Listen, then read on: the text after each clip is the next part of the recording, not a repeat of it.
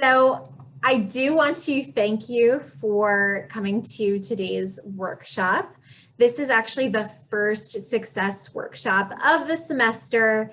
And today we are going to be talking about becoming an online learner, or my top 10 tips for your online toolbox, because I love alliteration. And so we've got to go top 10 tips.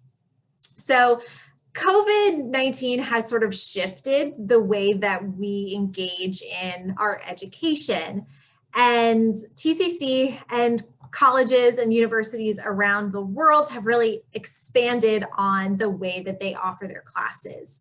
All of our virtual offerings in a way that we probably never thought we would or could. Especially if we look back to last January, we had no idea that this was going to happen.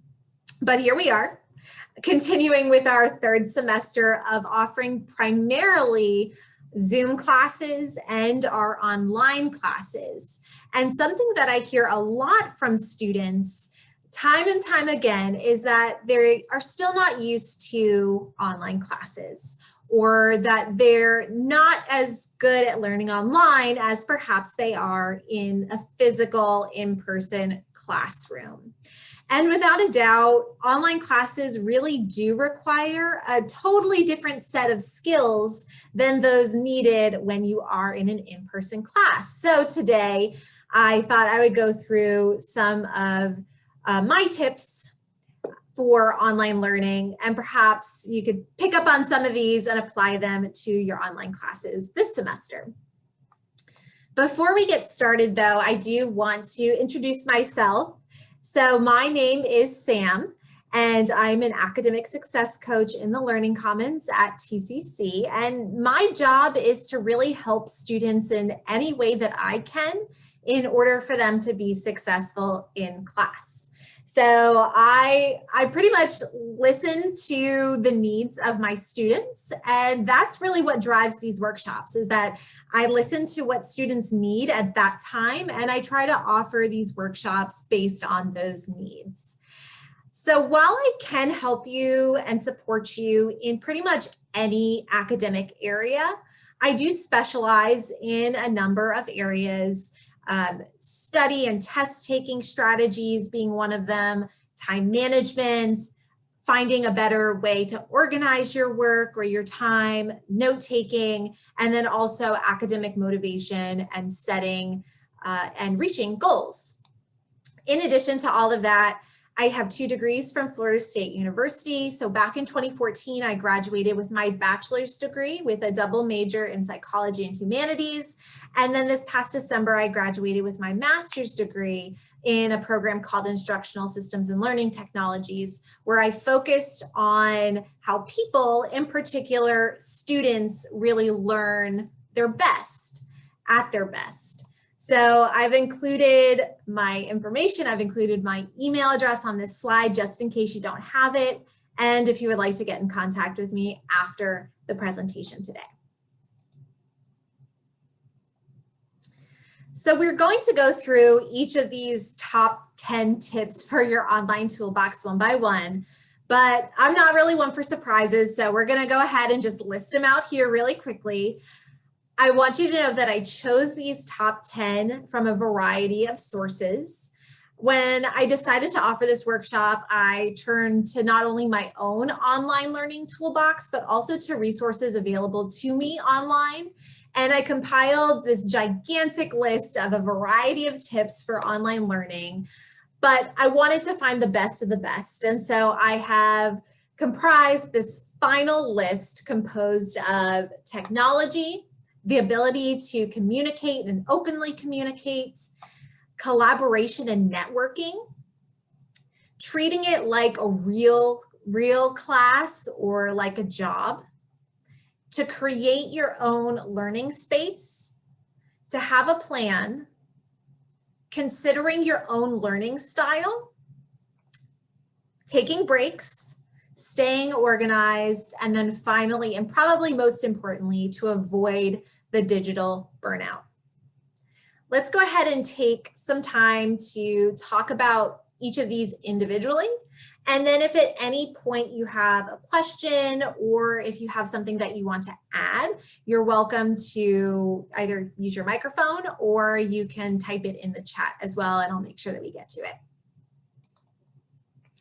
Moving forward. So number 10 is technology.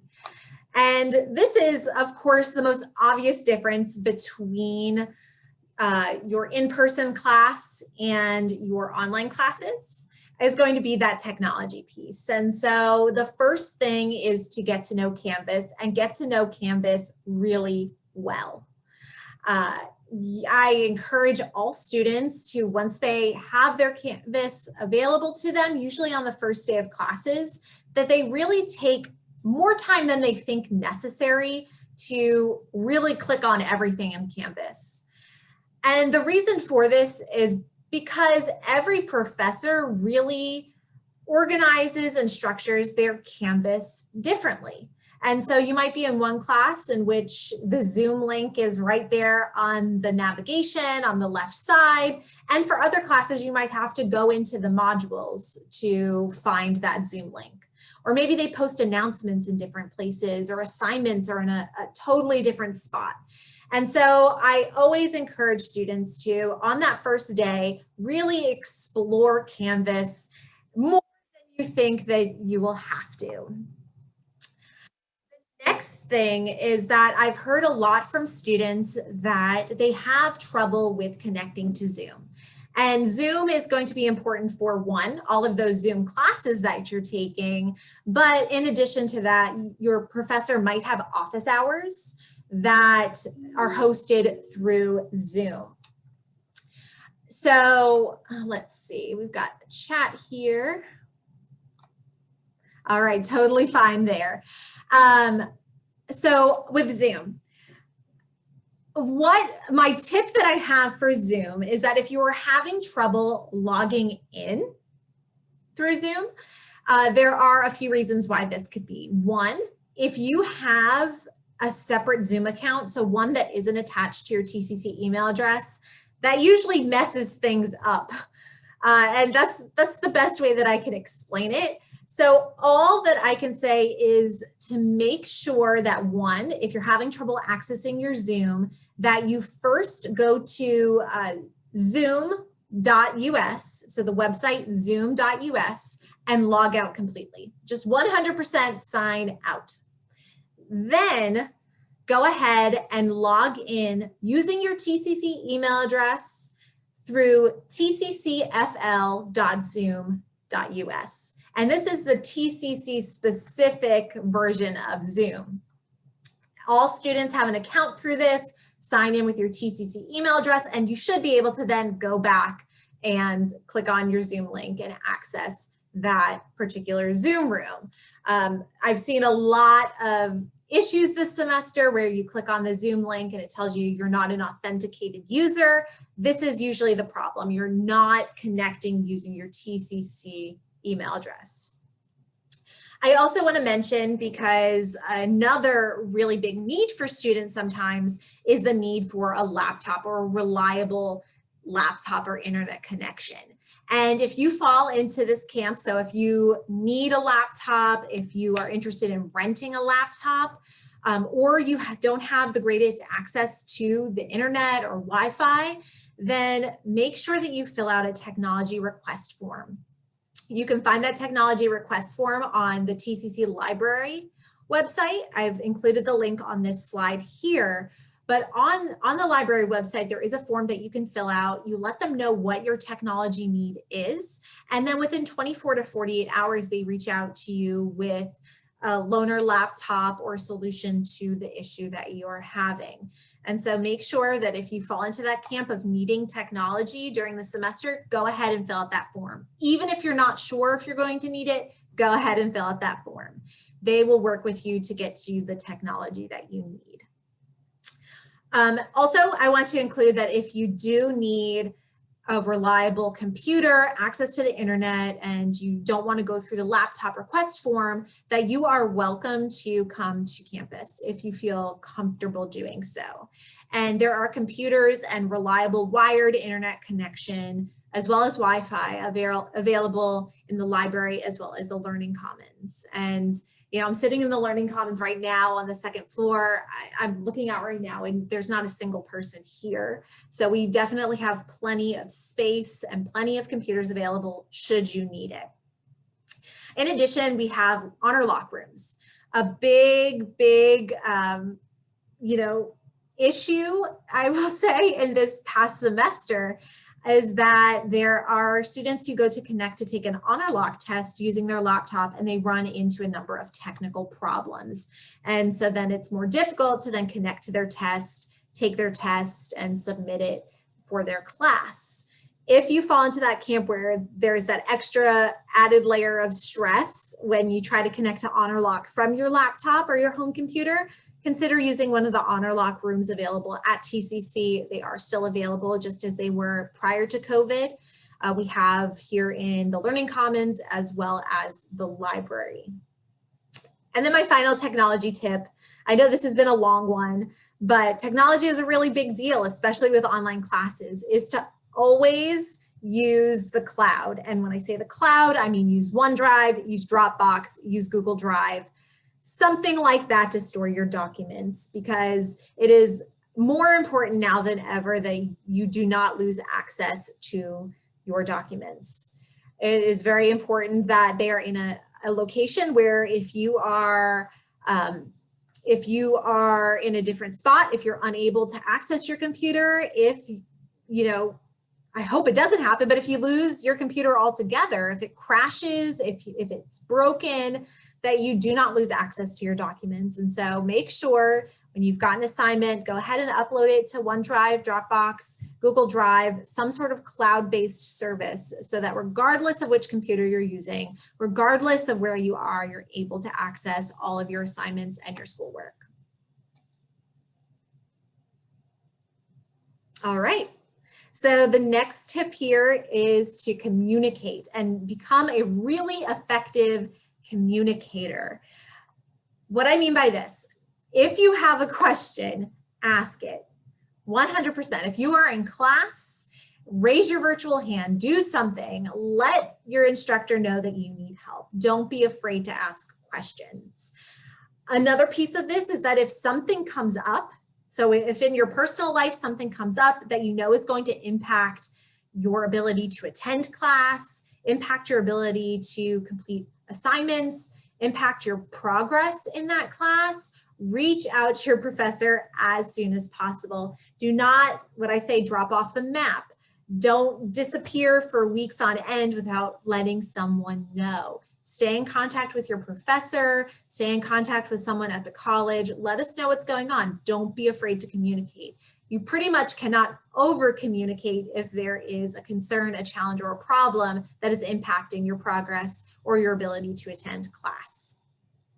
Something that I hear from students, though, is that they've reached out to their professor and they never hear back. So I wanted to mention this as well. I always recommend a 3-step method to professor communication. The first one being send them an email from your TCC email address. And that's important because if you're using a separate account, if you're using a Gmail or something other than your TCC email address, it could have been filtered into our junk mail.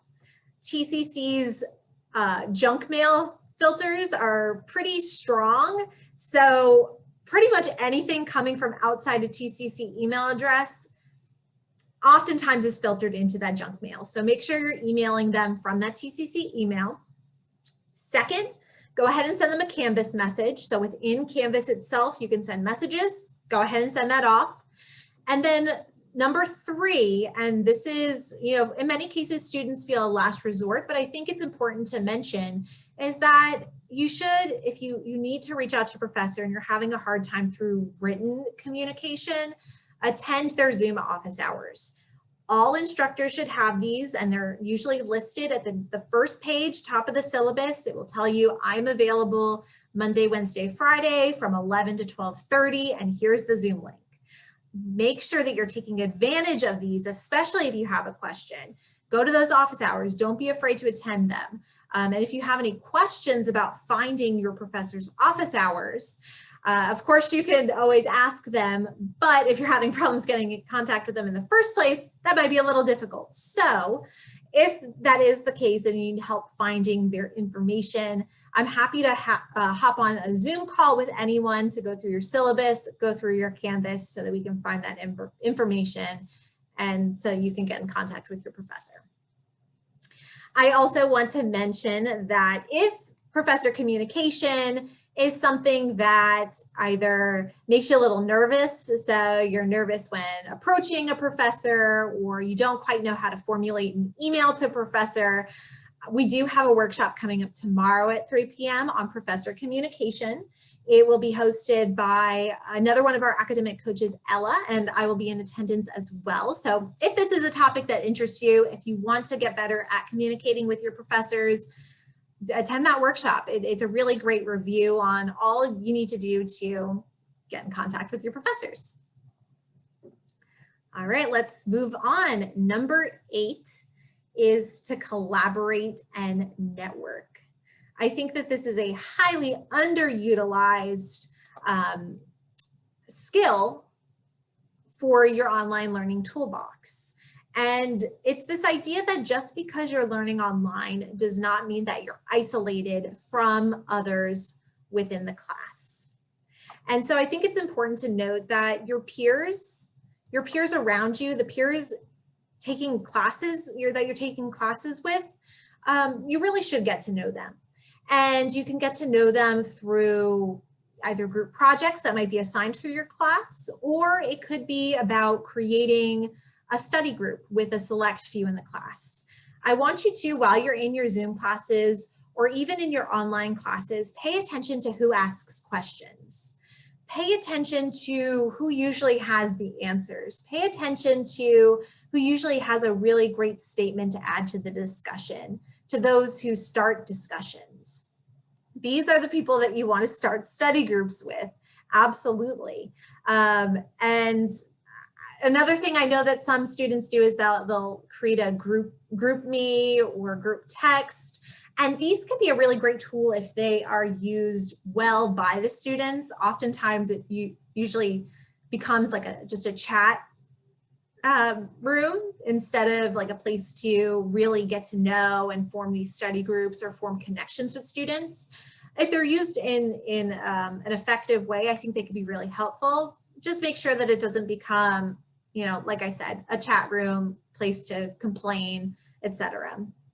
And then another piece that I feel like students often miss out on is this opportunity to continue networking with students. As I mentioned, the people that you are in class with, these are, you know, people who are one day going to go off and, you know, do great things just as you will.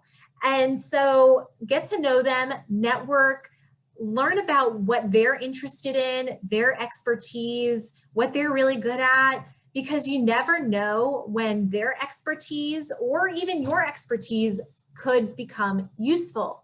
So say that you are in class with someone who wants to become a world famous mathematician and you're taking math next semester and they've already taken through calculus. Well, this might be someone you want to reach out to next semester when you do reach a class that perhaps you're struggling with a little bit. Get to know people, get to know what they're interested in, and you never know when that is going to come in handy. All right. Number 7 is to treat it like a real in quotes, course or a job. So when I say a real course, I mean an in-person class. It's of course always a real class, always a real course. Go ahead and treat it as if it were an in-person class. Ask yourself whether you would show up late to an in-person class. Probably not. Would you show up late to a job? Probably not. And so it wouldn't be a good idea to show up late to your online class as well. I know that technology sort of plays a factor in this as well. So test out your internet connection, test out Zoom 15 minutes before your class starts. You really want to make sure that you're not showing up late. And you also want to make sure that you're showing up prepared to go to class. I always recommend to students, don't roll out of bed and sit up and go to class. Try to sit up in a spot, sort of like a desk. It doesn't have to be a desk, but make sure you're sitting up in a spot where you can go to class and you can reliably go to class there every single class session. Make it feel like you have a classroom, even if it's just the inside of your house or inside of your apartment or anything like that. Find a place to go to class and hold yourself to the same standards you would if you were going into the classroom or if you were going into the workplace. Take it seriously as if it were in person or a job.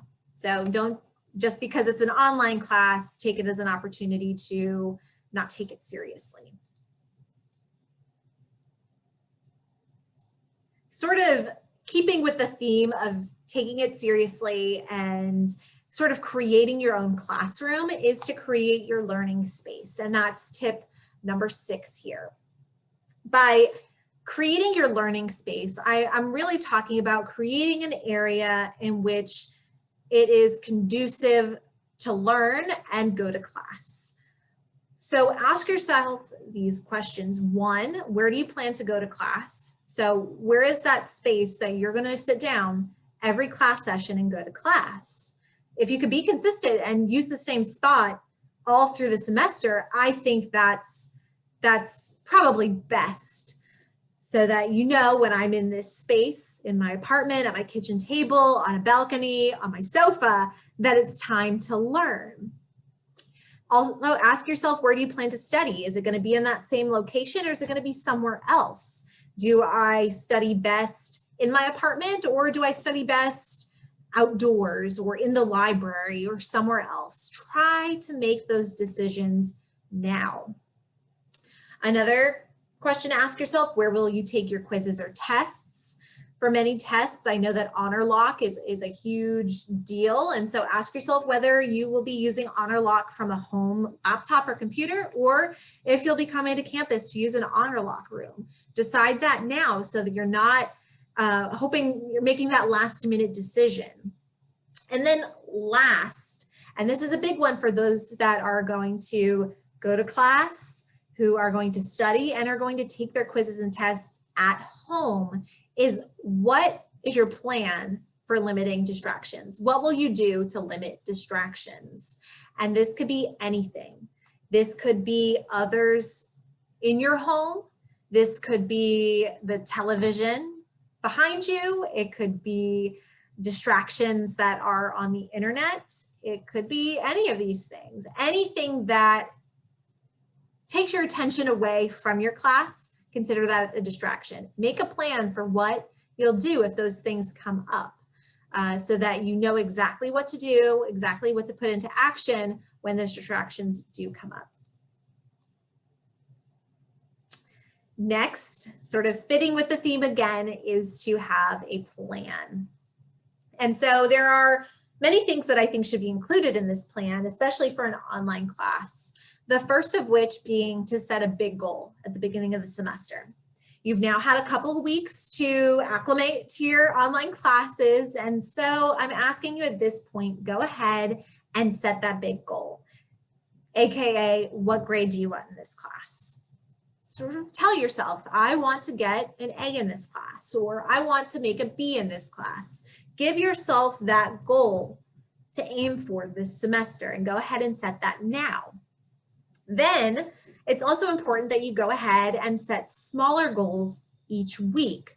It'll give you something to work towards. So for example, this week, my goal is to finish my paper for ENC 1101. That's my goal.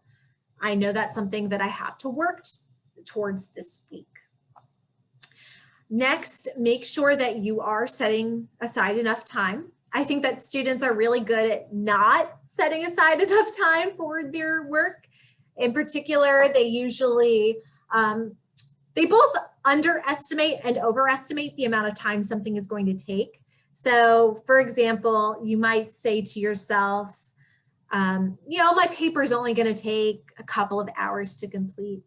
And then here it is a couple of hours before the paper's due.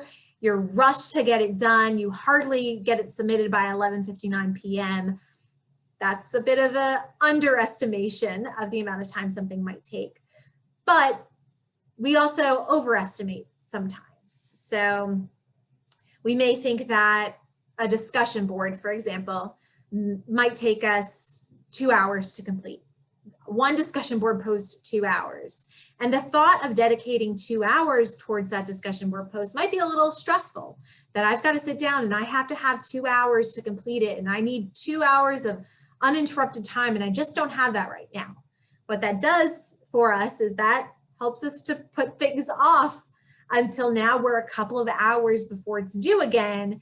And you end up finishing it in 20 minutes. Well, now we've just spent all this time stressed and worried about it when in reality it only took us 20 minutes. And so something that I encourage all of my students to do is to really take note of how long certain tasks take us.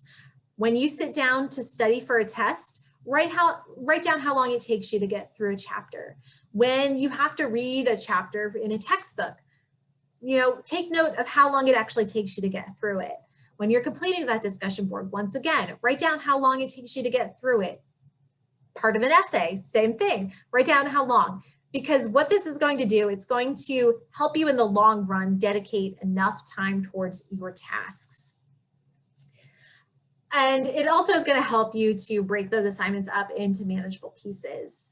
And I call this the chop it up method of time management. It's understanding that, yes, you might have a paper due this week, but it's not the entire paper that you should be looking at from day one. You should be looking at, okay, I want to complete the introduction today. That's what I'm going to worry about. Let's complete that introduction. All right, we've got the introduction done. Let's go ahead and do body paragraph number 1.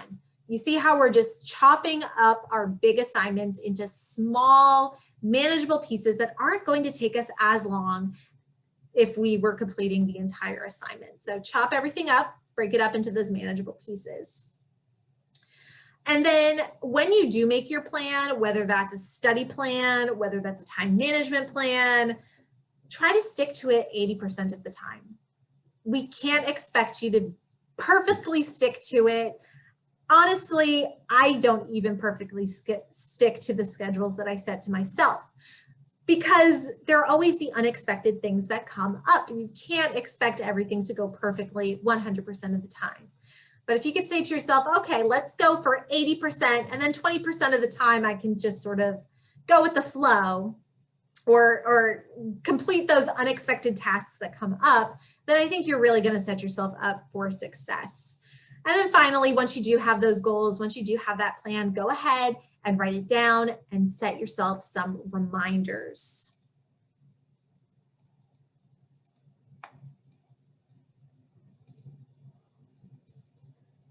All right, and the way that you can do this, I've created a number of resources that might help you out with this. So if you're interested in making a plan, if you need a planner, if you need a calendar, I have created a number of calendars, resources, and planners for everyone who's here today. And I'm going to make sure that these are available to you. And they are through PDF, and you're welcome to either print them out or use them digitally. But this will give you an opportunity to really put what you're learning here into action. Go ahead, and you're welcome to use these as a planner or a calendar this semester. I have one just for the spring 2021 term. And you can go ahead and fill in.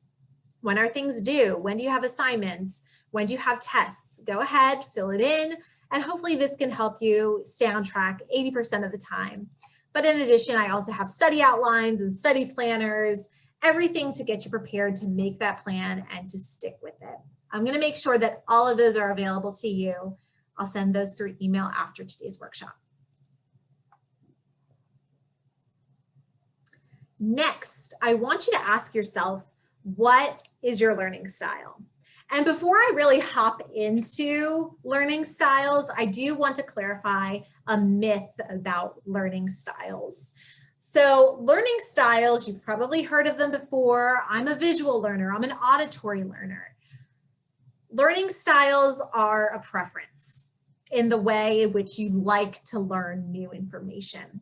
It isn't necessarily that you have a special ability to learn more when you are learning in that way. So there's nothing out there that suggests that visual learners are only able to learn through visual learning cues. However, I do have to say that learning preferences are a really great way to figure out how is best for you to study. And so while your class might not be taught in your preferred learning style, you can certainly take it upon yourself to use it as your method for studying. So think about it. There are a few different learning styles. We're going to use the typical one, which is called VARC. That's visual, auditory, reading/writing, and then kinesthetic. So if you are a visual learner, if you prefer to learn with visual cues, something that you can see right in front of you, then I would recommend a few different ways for you to really start studying for these online classes. Create concept maps, something really visual for you to see the connections between what you're learning. Draw out diagrams, make a chart or a graph, some sort of flow chart if you're learning about a process. You know, draw arrows everywhere, circle what's important, create those hierarchies.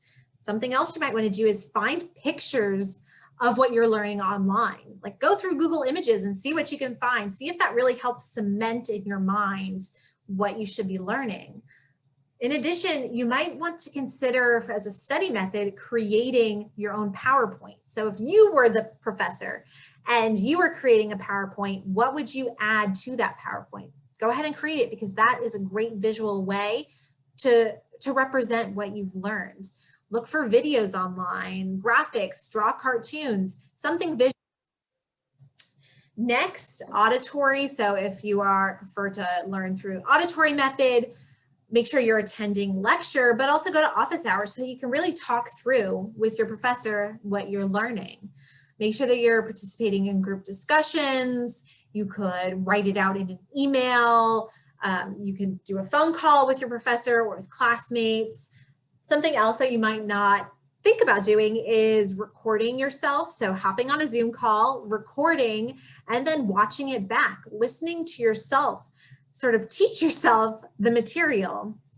Or you can just talk things through to someone. It could be someone within your home. You could talk it through with yourself, but sometimes just hearing it out loud and really speaking it out loud helps to cement that knowledge. If you're more of a reading or writing type of learner, you can make lists, you can just write it out. So if you take notes in class, make sure you're taking them and then rewrite them later, because this is a great way to cement that knowledge as well. Rewrite those notes, create a Word document. You can read more about that topic on the internet, do your own research, look through the Wikipedia page. I mean, it might not be a great source to include on a research paper, but it certainly is a great source to learn the basic top level information about a topic. And then something else that I always recommend for those reading, writing learners is to create your own study guide. And these might be provided by your professor, but sometimes creating your own forces you to pick out the most important information. So even if it's not provided by your professor, still something that you can do to help enhance your learning during study time. And then finally, there are the kinesthetic learners, those who prefer to learn through doing. And so for these learners, I know it's not especially easy to do this through an online or virtual setting. And so I've come up with these ways that we might be able to get towards kinesthetic learning without actually having to do much. And so one, try to apply what you're learning in the classroom to some sort of real life example. How can this be applied in the real world? You could also watch videos or movies on the topic. You could look for demonstrations online or simulations if it's not something that you can actually demonstrate, or you can read about real life case studies where something has occurred. And this typically happens in some of the more science areas. So if you're in a science class or a social science class, there may be case studies that you can read that will show you those actual real life examples of what you're learning. All right, the next tip, number 3, is that it's important to take breaks. It is so important to take breaks, and it's important that you are scheduling time to take breaks too. The reason for this is breaks are very important for maintaining your motivation and your momentum throughout the semester. And so I have 3 rules for taking study breaks. 1, for every 30 minutes that you spend studying, make sure you're giving yourself a 5-minute break. And you don't have to break it up every half hour. So if you feel like after half hour, you still got some momentum there, go ahead and take an hour and then give yourself a 10-minute break. So for every 30 minutes, give yourself the 5-minute break. Then for every 3 hours that you've spent studying, give yourself a long extended break. And I'm talking 1+ hour break. And then finally, and this is probably the most important of all 3 take a break rules, is that if you feel yourself getting distracted, if you feel that you are losing focus, or if you're tired or fatigued, then stop. Please do not continue studying. And I'll tell you why I think this is so important. If you do continue, so if you're studying and you're reading and you're not focused, or you're distracted, or you're tired or something else, your mind is on something else, then you may feel a false sense of confidence when it comes to that material, when in reality, you have not spent a lot of quality time going over that material. So remember, you want to study when you are most alert, when you are free of distractions, and when you have enough time to dedicate towards that studying. So if you don't have those 3 things, if you're not alert, you're not free of distractions, and you don't have enough time, wait it off until you do have those things and then get back to it. All right, we're coming up at the end here, but number 2, we have stay organized. So this can look like a lot of different things for students depending on how they organize their material currently, but let's start with notes. So choose a note-taking method now and stick with it through the semester. So don't start with handwritten notes and then switch to virtual or typed notes. Don't start with typed and then switch to a notebook. Try to stick with the same method throughout the semester. And then make sure that you're putting all of those notes, assignments, other class documents all in one spot. So if that's going to be a virtual location, create a folder on your desktop, put it on the cloud, put it in one dedicated place that is organized. If you're going to go the paper route, make sure you have a folder or a binder, take your notes in a notebook, keep everything in one spot. And something else that is really going to help with organization is to go ahead and print out your syllabus or save it on your computer, put it in a really easy to find spot. Because your syllabus, and I know this is sort of like a meme at this point, like you ask your professor a question and they say, read the syllabus. But at the same time, your syllabus contains a lot of really good information regarding your class. Everything from your learning objectives, what you're supposed to learn during this class in this semester, to perhaps even a course schedule to, today is January 20th and this is what's due today. So make sure you save that in an easy to find place, whether that's printed or on your computer, and refer back to it when you have questions. This is really going to outline all of your course expectations. And if you have trouble going through that syllabus, if you've asked your professor and they said, read it again, an academic coach is happy to go through that syllabus with you to better understand the expectations of your class.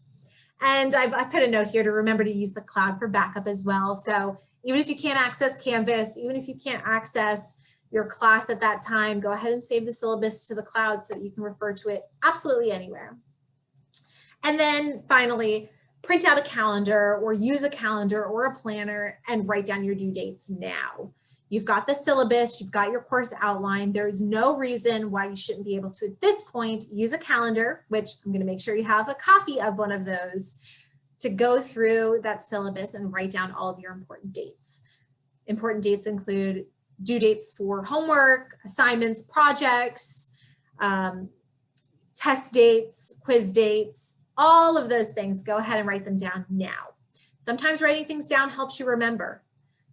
I know there's a lot of stuff going on up here. If you think you're just going to remember just because you read it once, I'm sorry, you might have a fantastic memory, but you are likely to forget it. So write it down. That's going to help you to remember that you've got something coming up, but also something to refer back to.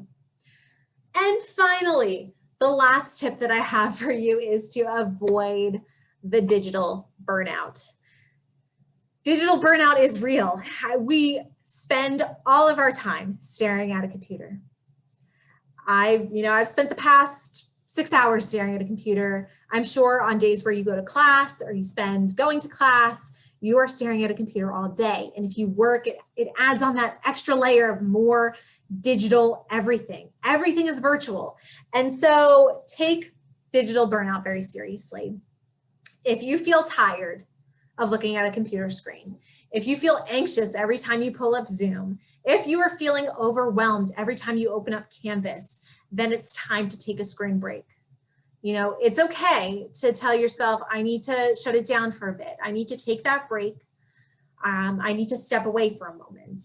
And this can help with, of course, focus, but also with giving you the motivation, the willpower, and that momentum to get things done.